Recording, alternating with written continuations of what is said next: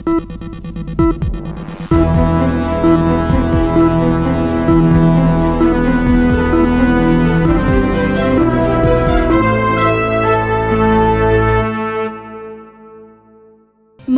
का महाउत्सव, करोड़ों श्रद्धालु, शासन प्रशासन की हर एक देखरेख पर पैनी नजर। इन सभी चीजों पर उस वक्त सवाल खड़े हो गए जब महाकुंभ में भारी संख्या में मौनी अमावस्या में त्रिवेणी संगम के स्नान के लिए आई भीड़ बेकाबू हो गई और दर्दनाक हादसा हो गया, जिसमें कई लोगों की जानें गई और कई लोग घायल हो गए। यह हादसा प्रयागराज के संगम नोस पर हुआ था। पीएम मोदी ने हादसे को संज्ञान में लेते हुए सीएम योगी से इस पर चर्चा की थी और राहत बचाव कार्य के आदेश दिए थे। इसके साथ ही मृतक के परिजनों को 25-25 लाख रुपए की आर्थिक सहायता देने का भी ऐलान किया गया था। लेकिन प्रयागराज महाकुंभ में भगदड़ के बाद समाजवादी पार्टी के अध्यक्ष अखिलेश यादव लगातार उत्तर प्रदेश की योगी आदित्यनाथ सरकार के इंतजामों को लेकर सवाल उठा रहे हैं और राज्य व केंद्र दोनों ही सरकारों को जिम्मेदार ठहराया है। हाल ही में संसद की कार्यवाही में हिस्सा लेने दिल्ली पहुंचे अखिलेश यादव ने कहा कि दुखद घटना है, सरकार ने प्रचार ज्यादा किया लेकिन इंतजाम उतने नहीं थे। योगी सरकार के द्वारा मुआवजे के ऐलान पर यूपी के पूर्व सीएम ने कहा कि 25 लाख की मदद राशि कम है। महाकुंभ में जिनकी जाने गई और लापता लोगों की सूची जारी की जाए, इस पर आशंका बनी हुई है। यह आशंका तभी दूर होगी जब हादसे का शिकार हुए सभी पीड़ितों की सूची जारी की जाएगी।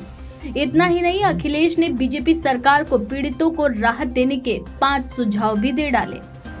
सपा अध्यक्ष ने अपने सोशल मीडिया अकाउंट पर पोस्ट के जरिए सुझाव दिए और लिखा कि भोजन पानी के लिए जगह जगह दिन रात ढाबे खोलने और भंडारों के आयोजन की अपील की जाए।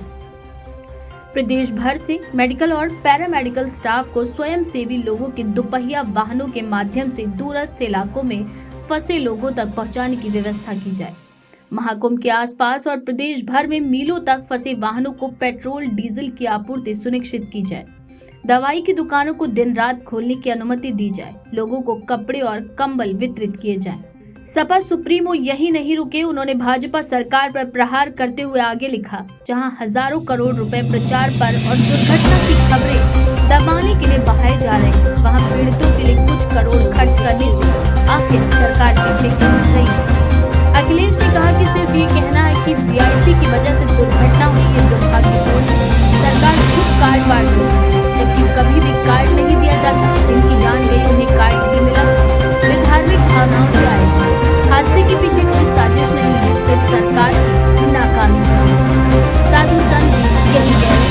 वहीं जब उनसे पूछा गया कि क्या वो महाकुंभ में घायल हुए लोगों से मिलने जाएंगे, तो उन्होंने ये कहकर टाल दिया कि अगर मैं घायलों को अस्पताल में देखने गया तो ये कहा जाएगा कि हम महाकुंभ के मुद्दे पर राजनीति कर रहे हैं, इसलिए वो घायलों से नहीं मिलेंगे।